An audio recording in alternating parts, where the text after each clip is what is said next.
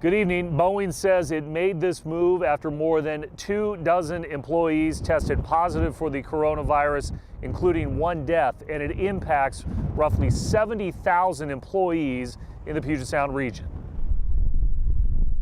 Throughout the day, we've heard the complaints from Boeing employees and their family members. No hand sanitizer, said one about the Everett production line. Deplorable, said another about the working conditions. We're now in self-quarantine, said the wife of a Boeing employee in the Puget Sound area. Today, the aerospace giant agreed it was time to hit the pause button.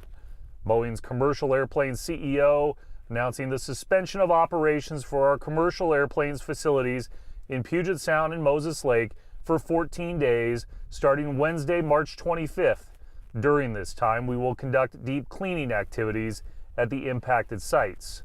This after the company acknowledged 25 employees tested positive for coronavirus. A vast majority of them work at the Everett property, including one 58-year-old worker whose brother told King 5 he passed away from the virus. It is another blow for the company already reeling, whose stock is down roughly 70% in the past year in the aftermath of the 737 MAX issues, and as talk increases about a potential government bailout. As one member of the Boeing family told us today, given all the concerns about workplace safety, the work stoppage is at least a minor victory.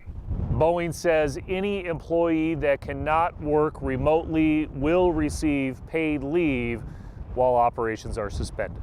That's the story for now. Here in Everett, I'm Chris Daniels, King 5 News.